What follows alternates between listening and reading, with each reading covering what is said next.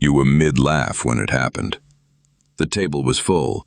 Somebody had just told the story they always tell, the one that's funnier the fifth time, and the whole side of the table went up at once, and you went up with them, genuinely, your face doing exactly what everyone else's face was doing.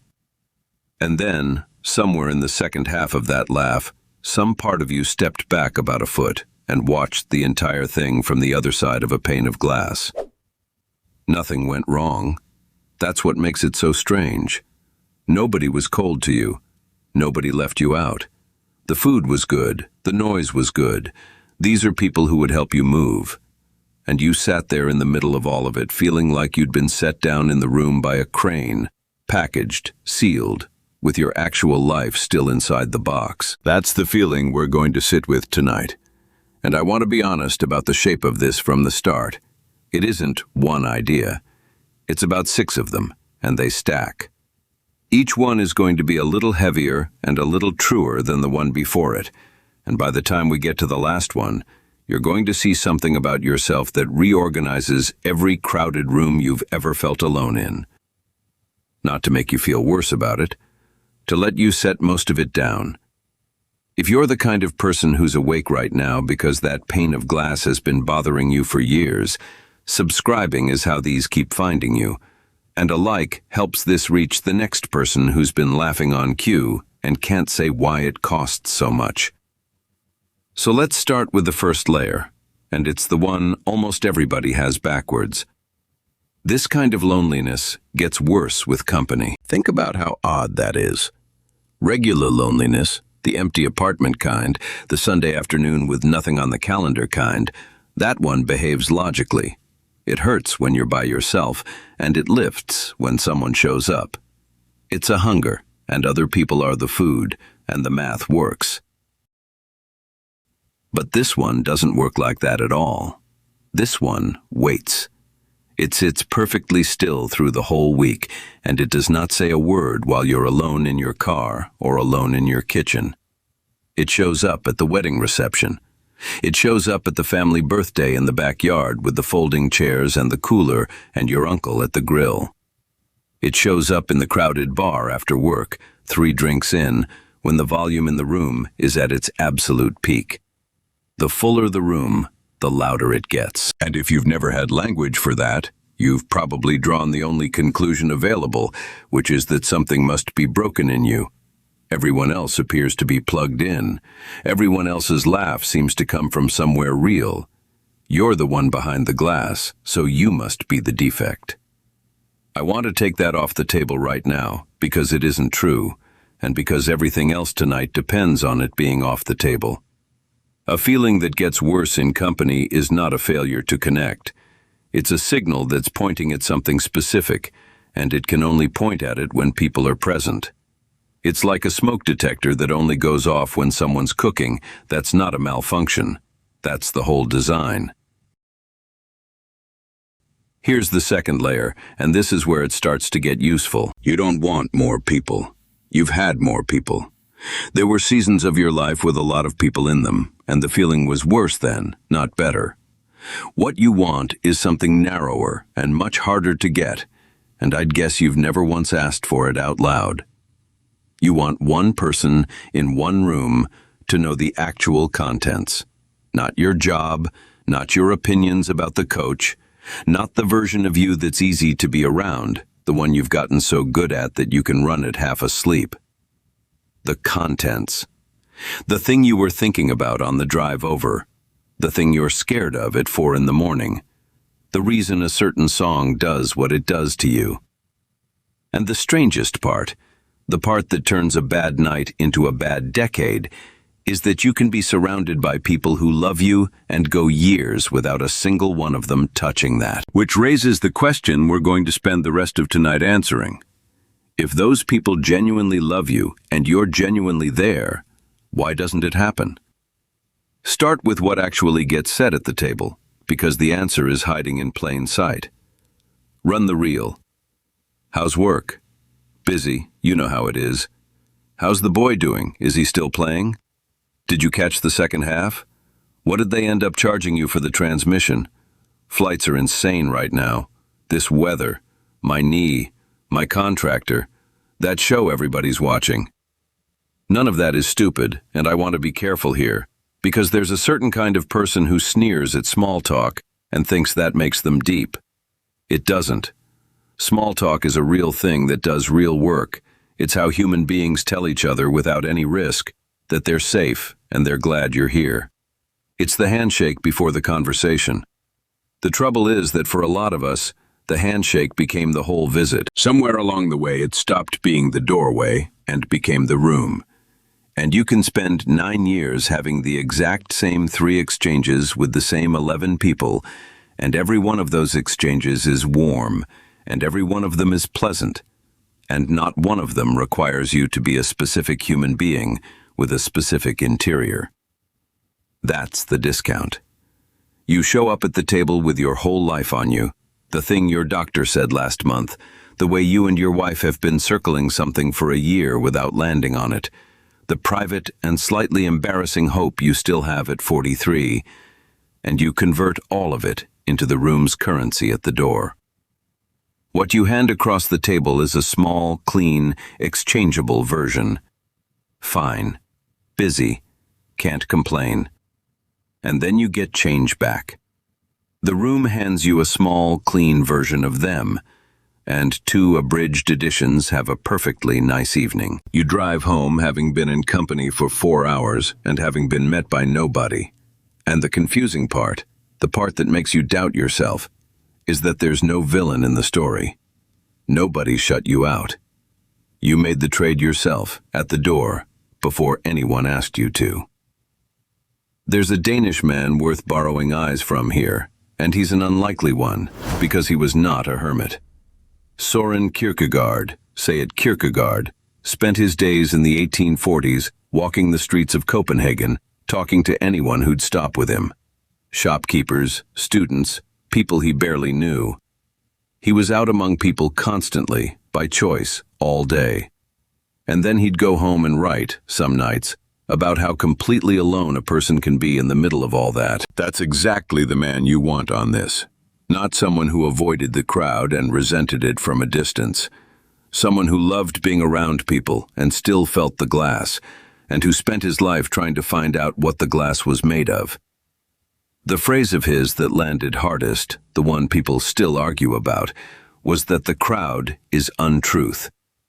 Which sounds harsh until you hear what he actually meant by it, because he did not mean people are bad. He meant something much more specific and much more forgiving. He meant that a crowd is a place where nobody has to be anybody in particular. In a crowd, whatever happens, no one person is responsible for it. The responsibility gets divided up until each person's share rounds down to nothing. And a person who is responsible for nothing isn't fully a person yet. They're a fraction of one, temporarily.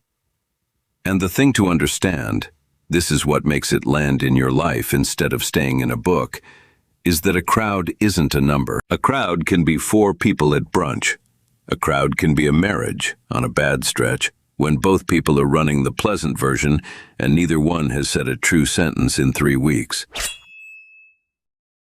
A crowd can be 2 guys in a truck who've known each other since high school and would take a bullet for each other and have never once said anything that mattered out loud.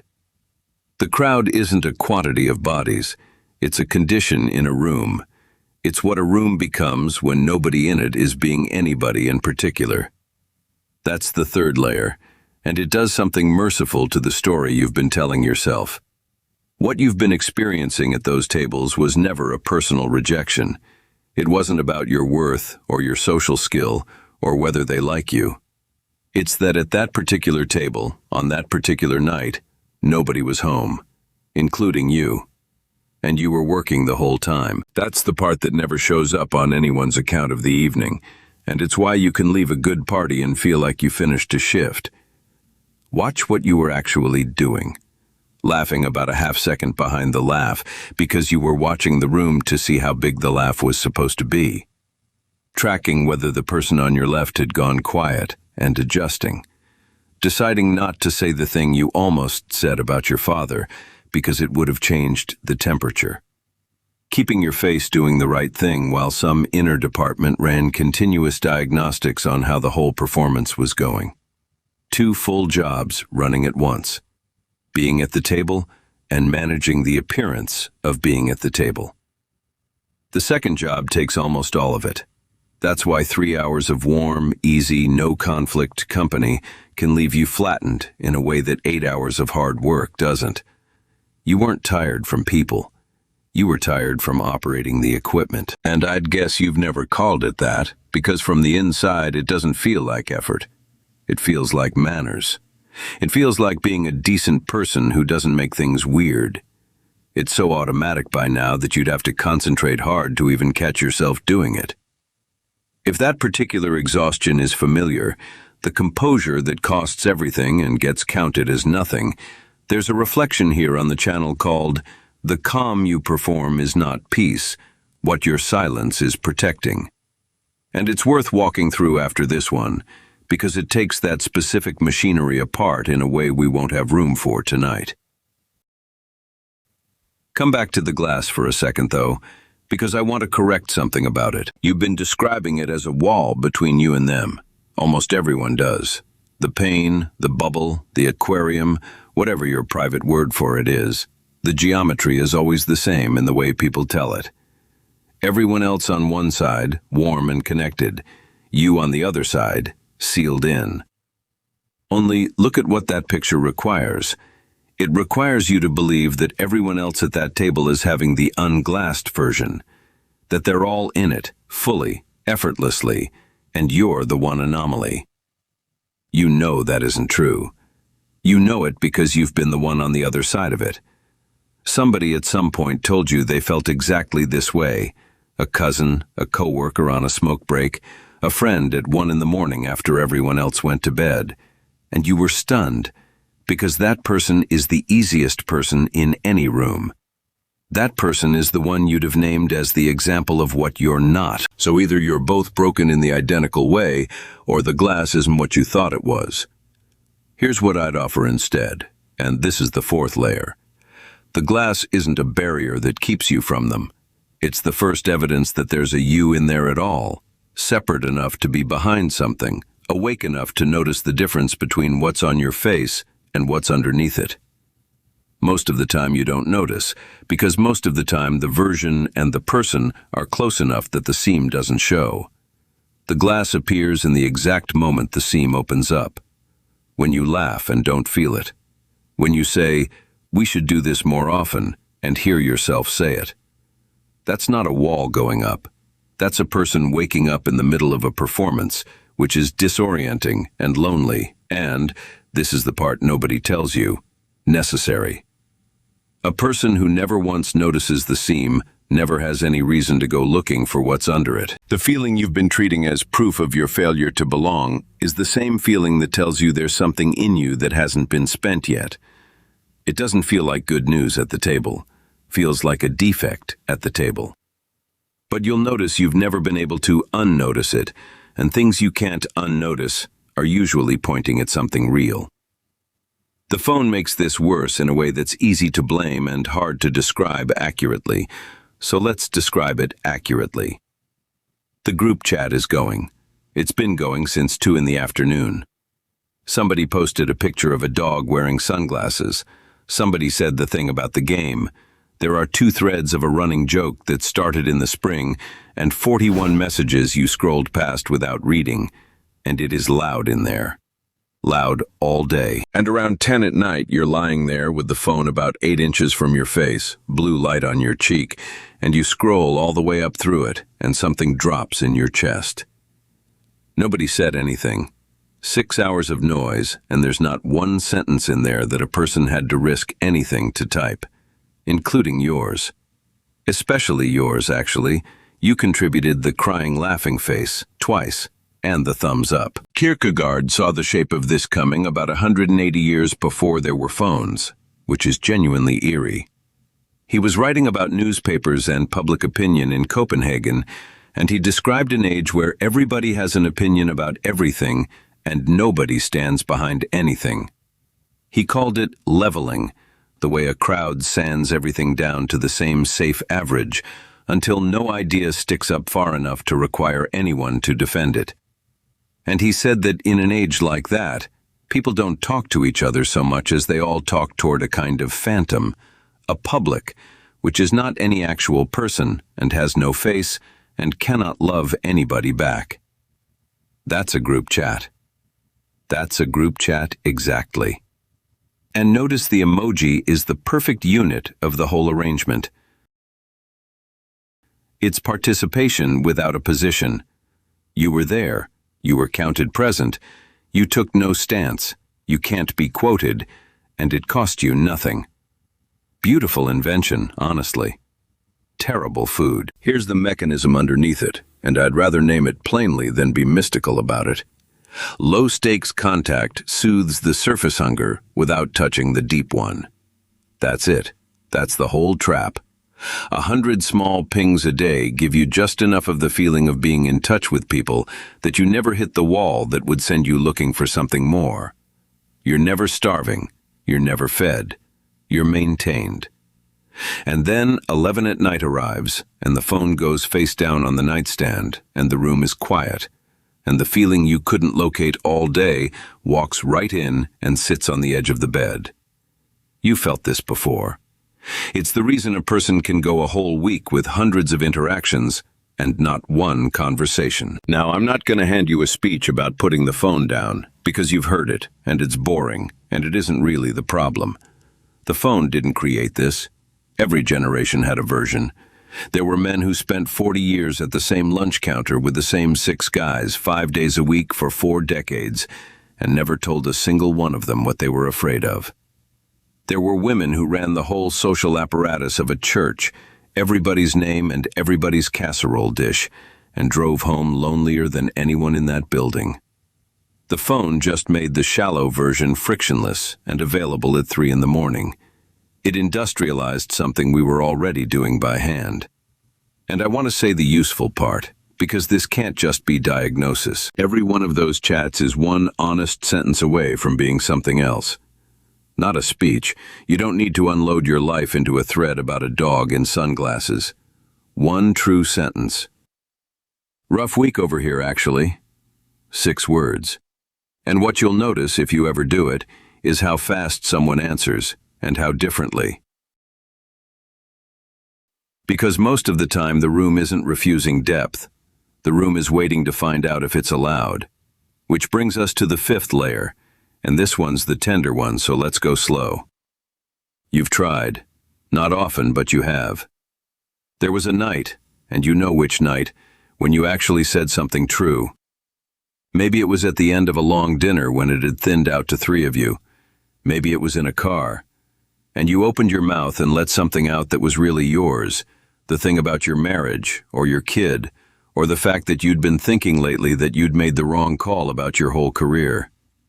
And it landed badly. Not cruelly. That's what made it so hard to file. Somebody laughed because they thought you were setting up a joke, or somebody heard 8 words and immediately started telling you about their cousin who went through the same thing.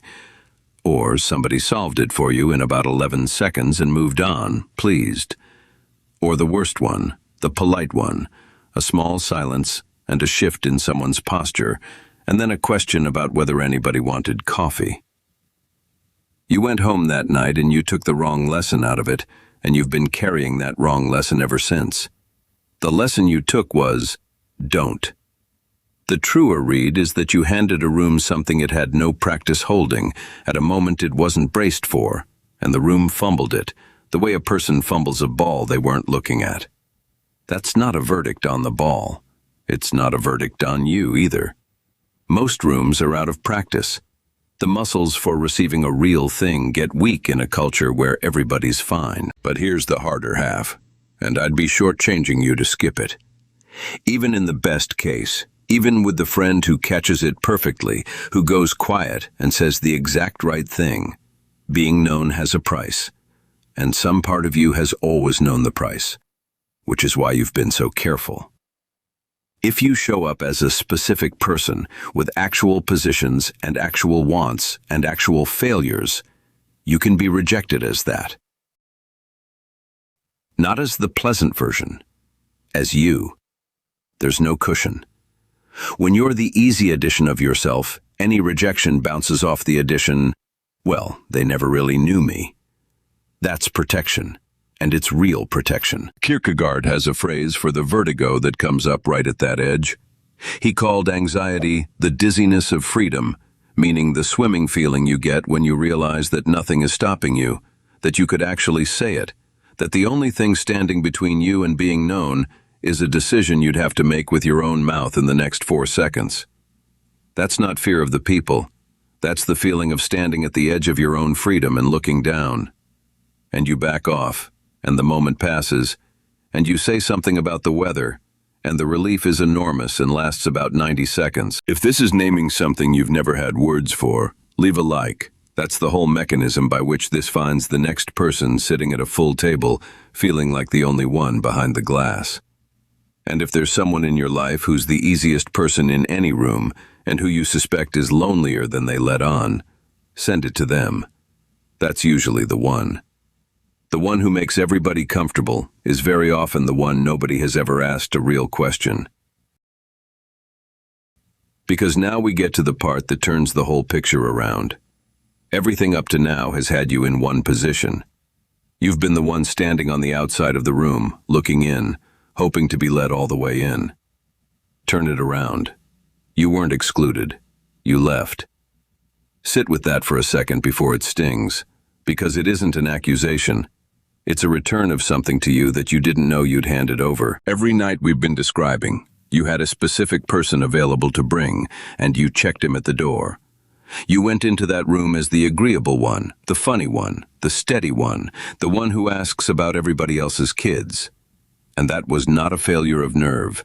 It was a choice, made so fast and so long ago that it stopped feeling like one, and it bought you something enormous. Because a crowd is the one place on earth where you don't have to be anybody in particular, and being nobody in particular is a tremendous relief. If you're the pleasant version, you can't be wrong. You have no position to defend. Nobody can be disappointed in what you want because you never said what you want. You can't fail at your own life in front of anyone because your own life isn't in the room. You get all the warmth of the table with none of the exposure of being a specific human being sitting at it. That's what Kierkegaard was actually pointing at, and it's why he wasn't scolding people. He understood the appeal. Being a single individual, that was his term, den Enkelte, the single individual, the one who stands there as himself and not as part of anything, is heavy. You have to hold your own life with your own hands. You can't split the check. Nobody can take your turn. And a crowd is where you go to put it down for a few hours. So the glass at that table? That was yours. You installed it. It's the wall of the place you go to rest from being someone. Take that in without shame, because there's no shame in it. It's the most understandable move a person ever makes, and every single person at that table made it too. That's why nobody was home. 6 people came to the same room to be off duty from themselves, and then everybody drove home wondering why it felt hollow. That's not modern. That's not phones or suburbs or the death of some golden age when people were real with each other. 3,000 years ago, there was somebody lying awake in a longhouse with 12 relatives breathing around her in the dark, close enough to touch every one of them, feeling this exact thing, and having no word for it at all. Crowded and unmet is not a modern invention. It's the standard receipt for having an inside. Now, Kierkegaard has a name for what happens when a person spends a whole life off duty from themselves, and it's the least gentle word in his vocabulary, so let me hand it over carefully. He called it despair, but he did not mean sadness. He meant something much cooler and stranger, not being a self. Living as a role, a function, a set of responses, without ever quite becoming the specific person you are. And the part that ought to get your attention is that he thought it was usually quiet, that you could live your whole life in it, comfortably, and be well-liked, and never once feel the thing you'd recognize as suffering, except at a full table, mid-laugh. in a half second that you can't explain to anybody. The glass isn't your illness. It's the one alarm that ever went off. So what do you do with it? Not more people. We've established that. Not fewer people either. Going home and locking the door doesn't make you a self. It just makes you a role with nobody around to perform for. You already know the direction, actually, because you've been near it a few times. You have sung harmony your entire life. Think about how that works, if you ever did it. In a church, in a school choir, in the car with your sister, in a room where everybody knew the same song. You don't find your note by knowing your note. You find it against the sound already in the room. You're leaning on what everyone else is doing, tuning by ear to the mass of it, and it works beautifully. It sounds full. Nobody's faking. And then one day everybody stops and you're singing alone for 3 seconds and you hear your own voice, unsupported, for the first time in years, and your immediate reaction is that something's wrong with it. Nothing's wrong with it. You've just never heard it without the room around it, and a voice by itself sounds thin to anyone who's only ever heard it in a mix. That's the whole thing. That's what the crowded room loneliness actually is. It's the 3 seconds where the other voices drop out, and you catch your own. And here's what the choir directors know that nobody applies to their life. You can't tune a group by having everyone listen to each other. Do that, and the whole thing drifts. It goes flat together, slowly, and everyone sounds in tune with everyone else while the entire song sinks. You have to give them a fork. One note from outside the group, struck on metal, that isn't anybody's opinion. Everybody tunes to the fork individually, and the strange result is that then they're in tune with each other, and it's better than anything listening to each other could have produced. That's Kierkegaard's answer, and it's the affirmative center of everything he wrote. You don't get to a real relationship with people by tuning yourself to the room. You become a single individual. You take your own life seriously. You hold your own convictions and your own wants and your own failures with your own hands, and connection becomes possible as a side effect, because now there's finally somebody in the room to connect to. For him personally, the fork was God. He was completely upfront about that. You don't have to share it to use the shape of it. The point that holds either way is that the reference note has to be something other than the room's approval, because a room tuning to itself has nothing to tune to. What that looks like on a Thursday is almost embarrassingly small. It's saying, "I didn't like it," about the movie everybody liked. It's saying, "You don't follow football," when you've been nodding through that conversation for 9 years. It's answering, "Have you been?" with the second sentence instead of the first one. It's telling one person one true thing per week, not a confession, not a scene, just a sentence, with you actually inside it. And the cost is real, and I'm not going to hide it. Each of those tiny things puts you slightly out of the mix. You'll hear your own voice unsupported, and it'll sound thin, and there will be a beat of silence where the harmony used to catch you. Sit in the beat. That beat is the price of being an actual person in a room, and it is the only door that's ever led anywhere. What happens next is the opposite of what everyone braces for. You'd think that becoming more specific would make you lonelier, more of an odd one, further outside the mix. It doesn't. It makes rooms warmer, and there's nothing mystical in why. The moment one person at a table stops running the pleasant version, the room gets permission. You've watched it happen.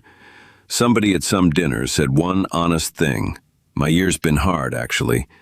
And there was a 2-second gap while everybody recalibrated, and then the whole table changed altitude and stayed there for an hour. And everyone drove home saying that was the best night we've had in a long time. One person did that. One person stopped being nobody in particular, and the crowd stopped being a crowd. That's what people are reaching for when they talk about someone's energy in a room. There's nothing supernatural in it. It's presence. How much of an actual person is in the chair? And everybody can feel the difference between being handled and being met, even if they'd never find words for it. The atmosphere you carry into a room is mostly just how much of you came in with you. You'll notice other things too, and they're quieter. You'll start being able to tell within about 10 minutes which rooms are actually your rooms. That's new. When you're running the agreeable version everywhere, all rooms feel roughly the same, and you have no information. When you're actually present, you find out fast, some tables light up and some go a little cool, and both of those are useful, and neither one is a verdict on your worth. And yes, some people will like you less. I'd be lying to you otherwise. A few relationships in your life are running specifically on the pleasant edition, and they'll get thinner. That's a real loss, and you're allowed to grieve it. What you get in exchange is fewer, deeper, and load-bearing. And once you've had one relationship where the actual contents are known, the arithmetic stops being close. The other thing that comes back is your own company. Being alone changes character entirely once there's somebody home. The empty Saturday stops being a hole in your calendar. You can sit in your own kitchen without the television on for company. That's not the same as being a loner, and it isn't a personality. It's just what it feels like to have a working relationship with yourself, which is the thing Kierkegaard meant when he described the self not as a thing you have, but as something you keep doing, a relationship you either tend or neglect. And I want to say 3 things straight to you before we close, and they're not decoration. That radar you've had since you were a kid, the one that reads the mood of a room before you've got your coat off, that catches the half-second of hesitation before somebody says, "Sure," is not a nervous condition. It's the instrument that makes any of this possible. You can't become a single individual without the ability to notice the difference between what's happening and what's being shown, and you've had that turned all the way up your entire life. The loneliness itself was never proof of your failure. It was the only part of you that refused to accept the discounted exchange. Something in you kept insisting there was more available, and stayed unsatisfied for years rather than settle. That's not weakness. That's the most stubborn kind of hope there is. And the fact that you feel all of this so acutely, the fact that a crowded party can leave you hollow while it barely registers for the guy next to you, means you've been carrying around a self that's too big to fit inside the version you've been presenting. It's been pressing on the walls. That pressure has a name, and the name isn't brokenness. So let's go back to the car. 11:40 at night, the party behind you, the last of the goodbyes done in the driveway. You pull out, and you don't turn on the radio. And you drive 8 minutes through streets with nothing on them but the tires and the heater fan and the yellow of the lights going by on the ceiling of the car. That silence used to feel like the loneliest part of the night. The come down. The proof that you'd gone out and come back with nothing. Read it again. That's the only stretch of the whole evening where you weren't operating anything. No face to manage, no laugh to time, nobody's mood to track. Just one person in one small moving room, actually present. There's the thing sound engineers do before they leave a location. They record 30 seconds of the room with nobody talking. They call it room tone. It's the sound of the space itself, and without it, none of the rest of the recording holds together. The edits all show. Everybody assumes the silence is the empty part. It's the part that makes the rest continuous. That drive is your room tone. It's not the leftover of the night. It's the only continuous thing in it. And the invitation isn't to stay in the car. That's the whole point of tonight. Kierkegaard wasn't sending anyone off into a cabin. He walked those streets talking to people every single day. The invitation is to carry the person from the car back into the next room. One person, all the way through, in the kitchen and at the table and in the group chat and in the car. Not a different edition for each. One. That's it. That's the entire practice. And it takes about the rest of your life. And it starts with one honest sentence to one person this week. Something I'd genuinely like to know, and I mean it as a real question. When was the last time somebody in your life actually reached the real contents? And what did they say or do that got them in? Leave it below. Someone reading through these tonight is going to see your sentence, and finally understand what they've been missing at their own crowded table. And if you know somebody who's the easiest person to be around and hardest to actually reach, send this over to them without a paragraph attached. Just send it. There's one more layer under all this, whenever you're ready for it. A lot of what keeps the pleasant version running isn't fear of being known, it's that the composure itself became the identity, the thing you're proudest of, the last thing you'd give up. If you haven't sat with that yet, the calm you perform is not peace. What your silence is protecting is the reflection here that follows that thread all the way down. And I'd go there next.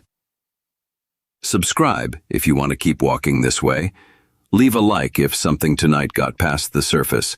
It's the only way these reach the people who need them. Here's where I'll leave you. You've spent years thinking that quiet drive home was the sound of nobody knowing you. It was the only room all night with a single person in it, and everything that's ever going to be real in your life is just that person finally walking back inside.